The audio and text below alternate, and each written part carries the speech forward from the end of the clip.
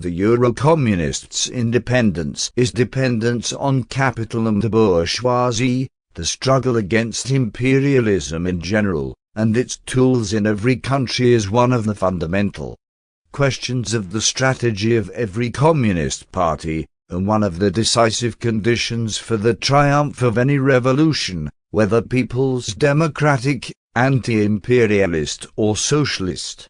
At the same time, its attitude to imperialism serves as a touchstone to evaluate the political and ideological position of every political force which operates either within the national framework of each country or on an international scale. In other words, the stand towards imperialism has always been a line of demarcation which divides the genuine patriotic and democratic revolutionary forces, on the one hand, from the forces of reaction, counter-revolution and national betrayal, on the other hand. What is the stand of the Eurocommunists on this vital question of such major importance of principle?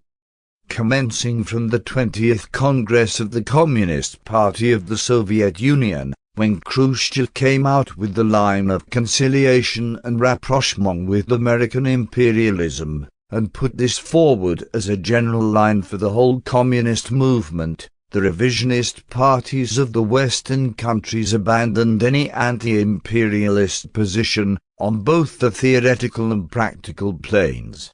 It seemed as if they were liberated from their shackles to rush into conciliation with the big imperialist, colonialist and neo-colonialist bourgeoisie.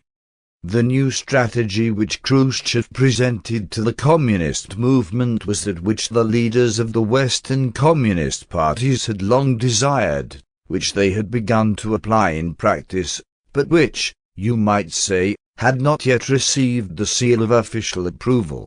Even before the 20th Congress of the CPSU, because of various vacillations and concessions, in France and Italy the struggle against NATO, against the revival and rearmament of German imperialism, against the interference of American capital and its military bases in Europe and so on, had begun to decline.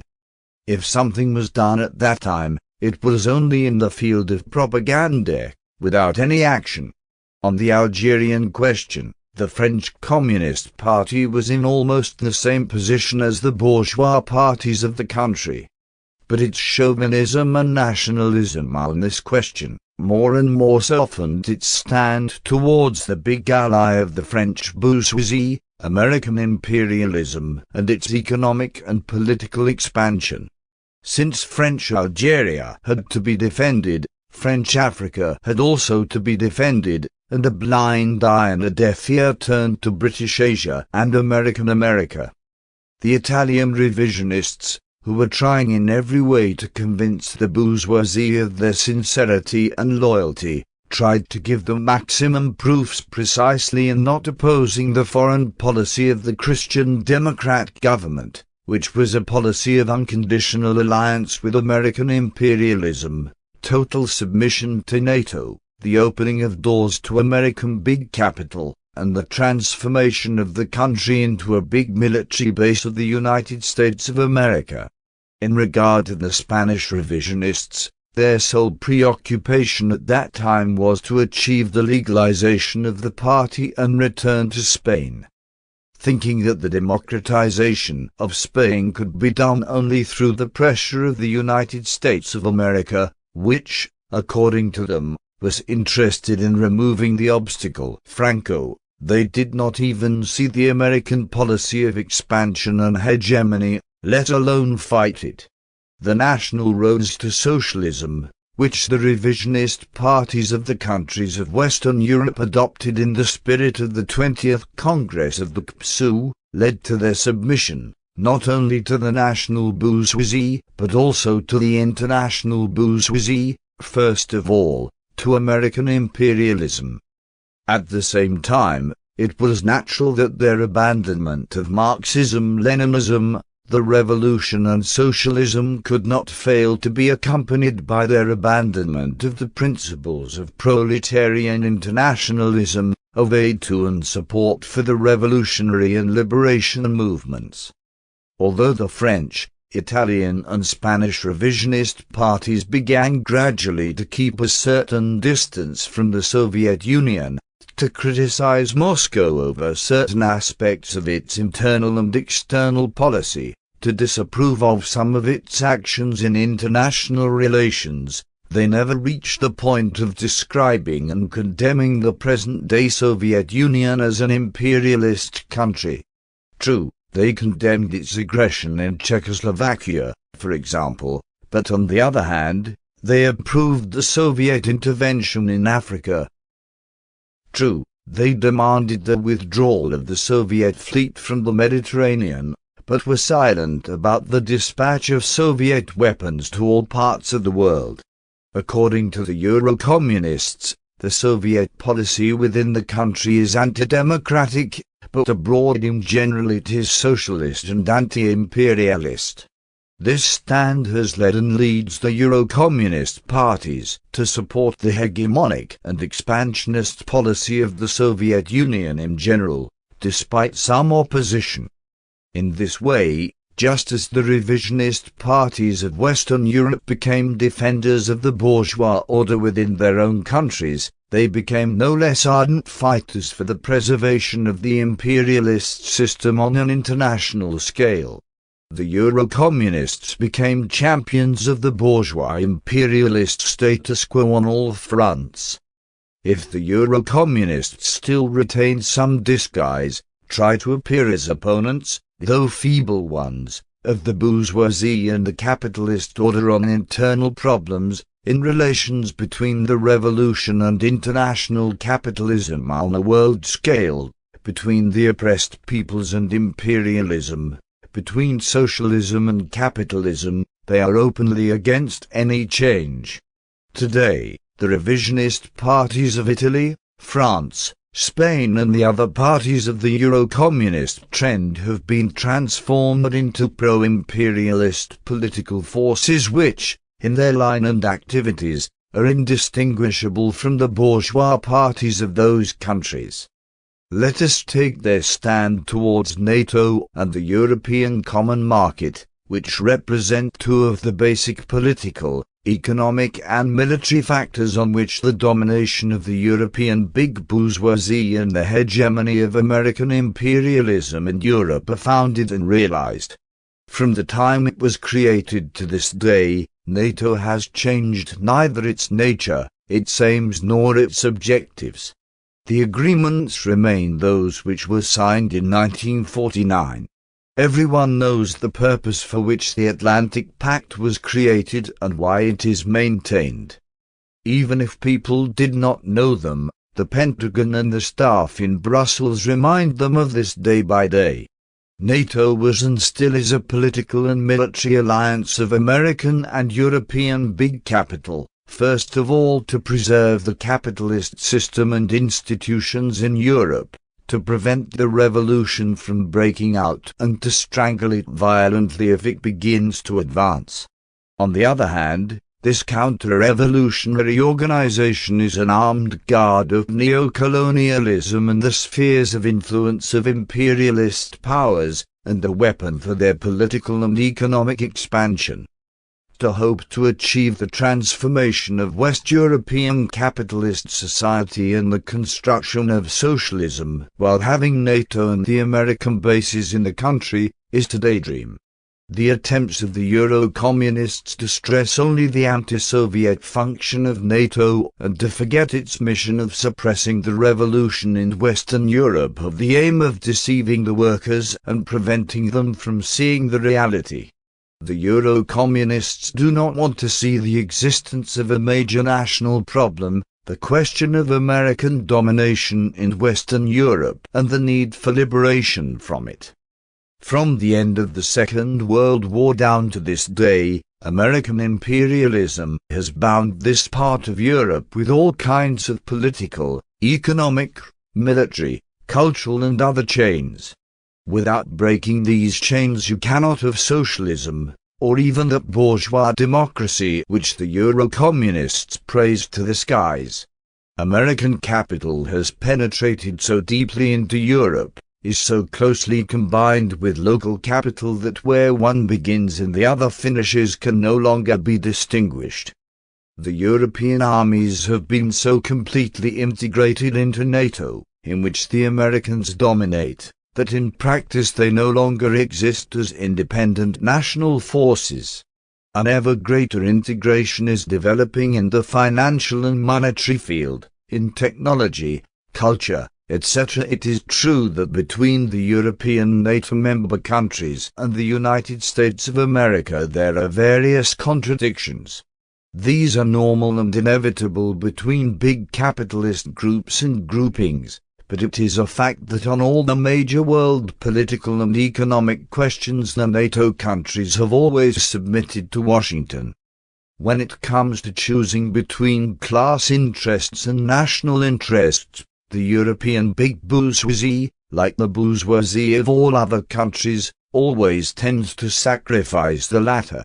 This is why the communists have always fought to defend the national interests, seeing them as closely linked with the cause of the revolution and socialism. The Eurocommunists' denial of the existence of a national problem in their countries, concretely, the need to fight the American domination and dictate and to strengthen the national independence and sovereignty, is further proof of their political and ideological degeneration and their betrayal of the cause of the revolution. Today, the Italian revisionists not only insist that Italy must stay in NATO, but have become even greater supporters of the Atlantic Treaty than the Christian Democrats and the other pro-American bourgeois parties. Italy must stay in the Atlantic Alliance, say the Italian revisionists, because of the need to preserve the balance of power on which the preservation of peace in Europe and the world depends. With this thesis, Berlinger and company tell the workers, don't oppose NATO, don't demand the withdrawal of the Americans from Naples and Caserta, don't condemn the stationing of atomic missiles near your homes, say nothing about the American aircraft which stand in the Italian airports ready to fly wherever the interests of the American imperialists are affected. Let the national interests of Italy be sacrificed for the sake of the hegemonic American policy, say the Italian revisionists. Let Washington dictate who should govern Italy and how they should govern it. Let Italy be consumed in an atomic holocaust, as long as the balance between the two superpowers is maintained. The thesis about the balance between big powers as a factor or means for the preservation of peace is an old imperialist slogan with which the world, and Europe especially, are very well acquainted. It has always been used to justify the hegemonic policy of big imperialist powers and the right which they give themselves to interfere in the internal affairs of others and dominate them. To accept the need for the existence and strengthening of imperialist blocs, allegedly as a means for the preservation of peace, as the revisionists do, also means to approve their policy. The imperialist military blocs exist not to preserve the peace and to defend the freedom, independence and sovereignty of their member countries, as the Eurocommunist revisionists proclaim, but to rob them of these things, to preserve the domination and hegemony of the superpowers in those countries. It is known that one of the main aims of American imperialism when it created NATO was to defend the interests of United States capital in Europe politically, but also with arms, and to put down any revolution which might break out there with fire and steel. These are the objectives of NATO which the Eurocommunist revisionists support. The policy of blocs is an aggressive policy of the superpowers. It results from their hegemonic and expansionist strategy, from their ambitions to establish their complete and undivided rule over the whole world. The Eurocommunists do not see or do not want to see this predatory nature of imperialism, because, according to their theories, big capital, which is its foundation, is being democratized, is becoming people's capital, because the big bourgeoisie is being integrated into socialism. In regard to their loyalty to NATO, the French revisionists are no different from their Italian counterparts, but in order to be in unison with the Giscardians or the Gaullists, they too speak about the special position which France should have in these organizations. For its part, Carollo's party is striving with all the means it possesses to seize the banner of the struggle to get Spain into NATO. In this way Franco's unrealized dream will be achieved. For the Eurocommunists, the European Common Market and United Europe, this great combine of capitalist monopolies and multinational companies for the exploitation of the peoples and the working masses of Europe and the peoples of the world, are a reality which must be accepted. But to accept this reality means to accept the elimination of the sovereignty, the cultural and spiritual traditions of each individual country of Europe in favor of the interests of the big monopolies, to accept the elimination of the individuality of the European peoples and their transformation into a mass oppressed by the multinational companies dominated by American big capital. The Eurocommunist slogans alleging that their participation in the Parliament and other organs of the European community will lead to their democratic transformation, to the creation of a Europe of working people, are nothing but demagogy and deception. The speeches of the Eurocommunists and the propaganda meetings of the Parliament of United Europe can no more transform Europe into a socialist society than the democratic road can transform the capitalist society of each country into such a society. Therefore, the stand of the Eurocommunists towards the European Common Market and United Europe is a stand of opportunists and scabs, which results from their line of class conciliation and submission to the bourgeoisie. It is intended to bemuse the working masses, to break their militant drive in defense of their own class interests and the interests of the whole nation. Their reformist ideology, submission to the bourgeoisie and capitulation to the imperialist pressure have transformed the Eurocommunist parties into parties which are not only anti-revolutionary but also anti-national. Even amongst the ranks of the bourgeoisie it is rare to find people who call themselves politicians and who accept the concept of limited sovereignty, as Carollo does. We are conscious that this independence will always be relative. He writes, in the democratic and socialist Spain, which he proposes in his program, investments of foreign capital and the functioning of multinationals will not be prohibited. However, he adds, for a very long time to come we must pay a tribute to foreign capital in the form of surplus value. But this will serve the development of those sectors which correspond to the national interest. With their stands in defense of the monopolies and the interests of imperialist powers, the Eurocommunists have set themselves against the anti-imperialist and democratic traditions of the French, Spanish and Italian workers.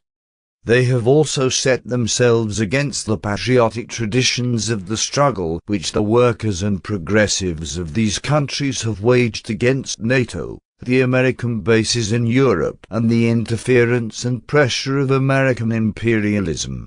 The Eurocommunists have abandoned these positions and gone over to the camp of reaction. The idea of class conciliation and submission to foreign domination, which pervades the entire political and ideological line of the Eurocommunists, emerges clearly also in the stand which they take towards the anti-imperialist national liberation revolutionary movements. Not being for the revolution in their own countries, they are not for the revolution in other countries, either. They do not want the weakening of their imperialist and neo-colonialist bourgeoisie. Therefore they can never see the revolution in the oppressed countries as a direct aid for the overthrow of the capitalist system. For them, the unified process of the revolution, the natural connection between its different currents, the indispensable reciprocal aid, do not exist. Sometimes they say the odd propaganda word in favor of anti-imperialist movements, just for the sake of appearances. But this is only empty phraseology with no concrete content and, above all, not accompanied with political action. Their support is, at most, a slightly leftist pose, a way of appearing progressive and democratic. Taken as a whole, in their stand towards the revolutionary liberation movements, the Eurocommunists have embraced the ideology of non-alignment, which is extremely convenient for them in order to justify the subjugation of peoples to the domination of imperialist powers and to proclaim neocolonialism as a way for the former colonial countries to emerge from poverty and develop. In the theses for their recent Congress, the Italian revisionists wrote, "The struggle for the construction of a new international system and order in the economic field is a moment of more and more fundamental importance in the struggle for peace, for international cooperation and the policy of peaceful coexistence." They are consistent in their opportunist line. They think that the exploiting character of the international economic relations of the capitalist system can be changed with some reforms, in the same way as they seek to reform the capitalist order within the country. Carrillo also talks about a new world economic order, or how the Eurocommunists envisage it. Indeed, he puts the matter more clearly, in any case we must proceed from an objective reality. Although imperialism is no longer a unified world system, a world market always exists, regulated by the objective laws of the exchange of commodities, laws which, in the final analysis, are capitalist. According to Carrillo, these objective capitalist laws cannot alter or be replaced even in the conditions of socialism. In order to support this thesis, he quotes the example of the capitalist character of relations between revisionist countries in the economy field. In other words, according to Carrillo, it turns out that it is in vain for the peoples to rise in struggle against national and neo-colonialist oppression, against unequivalent exchanges between the developed capitalist countries and the undeveloped countries, which are expressed especially in the savage plunder of the raw materials of the latter. This is the international order which Carrillo wants to retain and to which Berlinger wants to do some retouching, so that it looks shiny and new. A line which is opposed to the genuine national interests of the country, a line which defends imperialist hegemony and expansion, which praises neocolonialism and sanctifies foreign capitalist exploitation, is doomed to failure. The objective laws of the development of history cannot alter. The new world order for which the proletariat and the peoples are fighting is not the imperialist order which the Eurocommunists advertise, but the socialist order to which the future belongs. In recent years, the stand of the Italian, French and Spanish revisionist parties towards the Soviet Union and their relations with it have become a major object of discussion and interpretation by the whole international bourgeoisie. The attempt of the Eurocommunists to describe themselves independent of Moscow, original and even opponents of the Soviet Union, appears to be made allegedly to deceive the bourgeoisie of their countries, but in reality it is made to deceive the proletariat of their own countries and the international proletariat. It is by no means impossible that this could be a maneuver on the part of the Soviet revisionists to create the impression of the existence of allegedly profound differences and contradictions of principle between them and the communist parties of Western Europe, especially with the Italian and French parties, with the aim of facilitating the participation of these parties in the bourgeois governments of the respective countries. If this could be achieved, this would be in the interests of Soviet social imperialism, in the interests of its world domination, because it weakens its rivals while increasing its influence and hegemony in different countries. The Khrushchevite revisionists need this also to support their anti-Marxist thesis that state power can be taken in a peaceful way, and thus prove what they failed to prove in Chile. Indeed, at the 25th Congress of the PSUV, Brezhnev said that the Chilean experience does not rule out the theory of taking power in parliamentary ways. On the other hand, Eurocommunism is a kind of idea that suits the European big capitalist bourgeoisie, which is encouraging and fanning up the contradictions between the Eurocommunists and Soviet social imperialists in every way, because it is interested in weakening the revisionist ideological power and influence of the Soviet Union. It tries to present the Italian, Spanish, French and other revisionisms as an ideological bloc which is being created in Europe in opposition to the Soviet revisionist bloc. And since they are talking about an anti-Soviet ideological grouping, it is self-evident that the reactionary bourgeoisie of the industrialized countries of Europe has this Eurocommunism under its influence. However, the Kremlin would not like Eurocommunism to break away completely from its influence. Therefore, the propaganda being spread in the West about Eurocommunism as an independent ideological current annoys Moscow. This annoyance also stems from the fact that in this way the split, which has long existed between the revisionist parties of Western Europe and the revisionist party of the Soviet Union and its satellites in Eastern Europe, is made public. These parties have never had, do not have and never will have unity. However, it pleases the Communist Party of the Soviet Union to maintain a superficial appearance of unity amongst the revisionist parties not only of Europe, but of the whole world. The Communist Party of the Soviet Union tries to maintain its ideological hegemony over all the other revisionist parties of the world in disguised ways.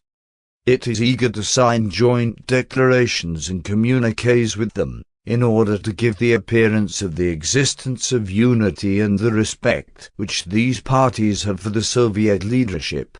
There have been splits and disagreements between the Italian Communist Party and the French Communist Party and the Khrushchevite revisionists since the time of Togliatti and Freze, and these disagreements and differences have steadily increased and extended. However, they did not reach then such a degree of acuteness as they have reached today. Now the worsening of relations has come out openly. Pravda attacked Kirillo and condemned Eurocommunism. Kirillo replied just as sharply to Moscow. He dotted the I's of the revisionist ideological and political orientation of his party and broke off the connections of dependence on the Communist Party of the Soviet Union. Following Pravda's criticism and Kirillo's reply, the League of Communists of Yugoslavia came out as an ardent defender of the Communist Party of Spain. The Yugoslav revisionists openly took Kirillo's side, because they have always been for the split, for the breaking away of revisionist parties from Moscow, and they have always struggled to bring this about. In regard to the French and Italian revisionist parties, they are somewhat more cautious in this polemic. Sometimes they raise it, sometimes they lower it, and at other times they extinguish it altogether. This is explained not by any particular moderation, but apparently by the existence of certain material and other links, which they want to preserve because they bring them profits. Precisely for the preservation of these threads linked with rubles, which have long existed between them and the Soviets, they want the tempers to be cooled a little so that the polemic with the Khrushchevites does not assume uncontrollable proportions. The visits of Berlinger, Pagetta, etc., to Moscow were made for this purpose. The Italian revisionist leaders declared that they were going to Moscow to explain to the Soviet leaders that there should not be a bitter polemic, and that Moscow did not have the right to meddle or interfere in the line of the Communist Party of another country, because each of them had the right to define its own strategy and line on the basis of the situation in the country, and allegedly also bearing in mind the experience of the world communist movement. Moscow is ready to put its signature to these theses, but in return demands recognition of its socialism and, above all, approval of the main direction of its foreign policy. When Marches applauds the Soviet occupation of Afghanistan and acclaims the expansionist policy of the Kremlin as the highest expression of international solidarity, Brezhnev cannot fail to reward him by approving the democratic road so dear to the French revisionists, which is completely in accord with the theses of the Khrushchevites' 20th Congress. Although they have an identical strategy today, the Italian, French and Spanish revisionist parties differ a little in their tactics, because of the specific features of the bourgeoisie in these three countries. The French bourgeoisie is strong, a bourgeoisie with long experience. It also has great political and ideological power, not to speak of its economic strength and the military and police power which it has at its disposal. The Italian bourgeoisie, however, is not so strong as the French one. Although it has power in its hands, it has many weak points. This has made it possible for the Italian revisionist party to enter into negotiations and to establish collaboration in many forms, indeed even in parliamentary forms, with other parties, not to mention their collaboration through the trade unions with the Italian capitalist bourgeoisie, and first of all with its Christian Democratic Party. This is why Berlinger's party will try to move closer to the bourgeoisie, but at the same time try and play a policy de bascule between Moscow and the bourgeoisie of its country, the more so when the Italian bourgeoisie also has its own interests in regard to the Soviet Union. We must not forget the large investments which the Italian bourgeoisie has made there. The French bourgeoisie also, which knows what the revisionist Soviet Union is, does not proceed blindly in its policy, as the Chinese revisionists would like and advocate when they demand that France should take a hard line in its relations with the Soviet Union. Of course, the relations between these two countries are not all sweetness and honey, but neither are they as tense as the Chinese would like. Meanwhile, the French Communist Party, too, in its policy of agreement with the socialists, has in mind that it must not put itself in open and clear-cut opposition to Moscow, but should maintain a certain status quo with it at a time when it is moving towards lining up and unity with the French bourgeoisie. With the Spanish bourgeoisie the situation is different. After Franco, the Serres party, which is in power in collaboration with the other parties, is the representative of a bourgeoisie which has its own traditions, but which are mostly the traditions of the fascist dictatorship. It is a bourgeoisie which has experienced many disturbances, which have not allowed it to create that stability which the French bourgeoisie has created, and to a lesser extent, the Italian bourgeoisie. Now it is in the process of revival. Carrillo, with his revisionist ideology, has been included in this process, in the process of consolidation and strengthening of a capitalist regime which is closely linked with American imperialism and which is making efforts to join NATO, United Europe, etc. All these factors restrict the field of maneuver for both the bourgeoisie and the Spanish revisionist party, whose game with Moscow is lacking in amplitude. The Communist Party of China too, likes Eurocommunism, both as an ideology and as a practical activity. It agrees with the name and with the content of the line of these three parties. China, as a state, and the party which defines the line and strategy of this state, proceed according to the world contingencies which alter every hour and minute. In the grouping called Eurocommunism, the Communist Party of China sees an ideological opponent of the Soviet Union, which it considers the number one enemy. Therefore, just as it supports without the slightest hesitation, and assists without the slightest reserve every force which appears to be against the Soviet Union, China supports and approves Eurocommunism, too. The Communist Party of China long ago established relations with Carrillo, as it is doing now with Berlinger, too. It took a step by sending the Chinese ambassador in Rome to attend the recent Congress of the Italian Communist Party as the official representative of the Communist Party of China. Recently it welcomed Berlinger to Beijing. There is no doubt that it will establish relations with the French revisionist party, too. These links will be gradually increased and strengthened. This cannot fail to happen inasmuch as they have identical strategies and similar tactics. The delay in establishing close links comes from China, which hesitates to go too far in the direction of the Eurocommunist parties in order to avoid angering the top circles of the bourgeoisie ruling those countries, especially the parties of the right, to which it gives priority and considers its closest allies.